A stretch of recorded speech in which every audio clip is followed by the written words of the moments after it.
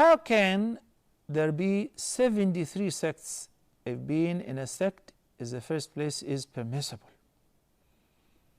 Ahmad, let me quote the hadith which is narrated by Abu Hurairah, may Allah be pleased with him, and the hadith is collected by Imam Ahmad, Abu Dawood, Ibn Majah, Tirmidhi, and others. This hadith is actually one of the miracles of Prophet Muhammad sallallahu alaihi wasallam, because he has prophesied many facts which are coming true by the leave of Allah subhanahu wa ta'ala. He has been informed by Allah subhanahu wa ta'ala about certain unseen events which keep evolving, like the fact that at the time of the Prophet sallallahu alaihi wasallam, the Muslim Ummah was one unit. We united Arab and non-Arab, white and black, masters and servants.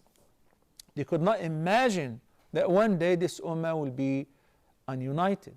And Nabi sallallahu alayhi wasallam began by saying in this hadith that the Jews were divided into 71 sects, and the Christians have been divided into 72 sects. And my Ummah will eventually divide into 73 sects. Did you read the last segment of the hadith? The last segment answers your question. It says, all of them are in hell or will be in hell except for one group.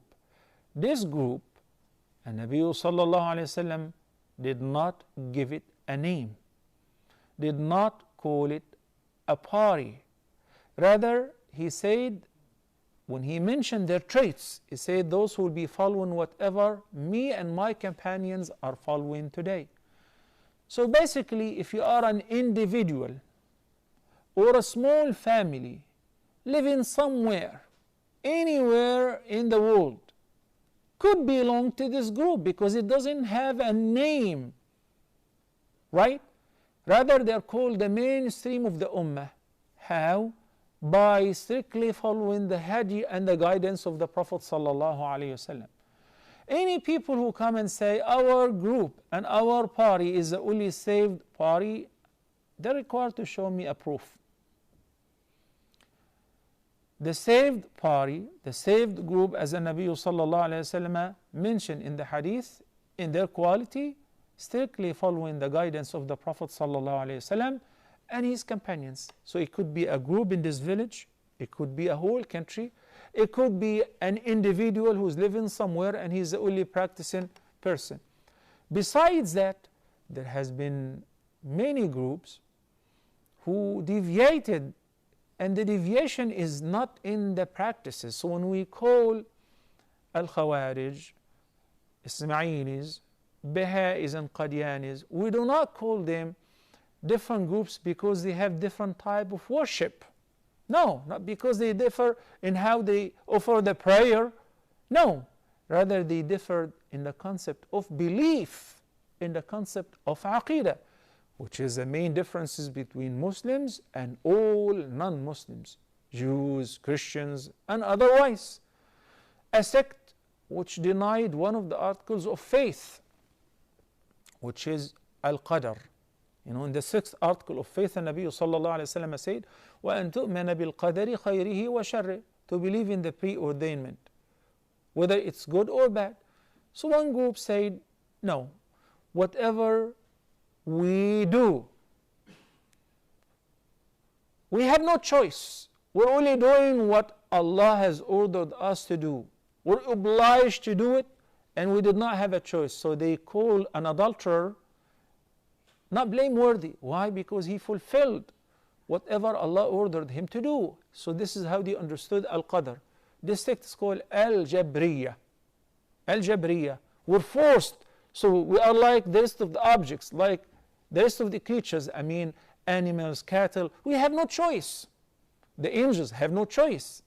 So they denied the concept of giving Al-Insan the free choice. They deviated. On the contrary, with the same subject, belief in the preordainment and the divine destiny, another sect went on the other extreme and they said, no, we're entirely responsible for our actions. God have nothing to do with it. He did not even have any idea about it before we did it. So it is our earning and we're entirely responsible. God did not even know it before it was done by us.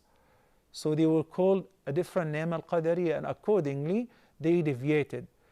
In between, to keep balance, that human beings were given the free choice to do whatever they do. Allah subhanahu wa ta'ala said, وَهَدَيْنَاهُ النَّجْدَيْنِ. He has given al-insan, mankind, the guidance, showed him the two ways, the right and the bad. It's your choice, and according to your choice, you will bear the consequence. Meanwhile, Allah subhanahu wa ta'ala created us and what we do. And in His infinite knowledge, He knew what we will be doing before even we were created, and accordingly He stated that in a book with Him. And so many differences in the belief. In the Aqidah, I just give you a glimpse over one thing, which deviated people. People who believe that there will be a prophet after Muhammad sallallahu alayhi wasallam. Deviant. They don't believe in Islam. Because Islam is, the concept of Iman is indivisible. 6 articles of faith. You take them all, or you do not believe in Islam. It is as simple as that. So, لَيْسَ بَعْدَ الْكُفْرِ ذَنْبٍ. When the Prophet ﷺ said they're all deviant, except those who will hold fast on the teachings of Allah and His Messenger and the footsteps of the companions and our predecessors. The hadith is perfectly understood. Those who deviated, you're saying that it's not permissible to have a sect or to form a sect. They are already non-Muslims, as the Prophet ﷺ said. Barakallahu feek.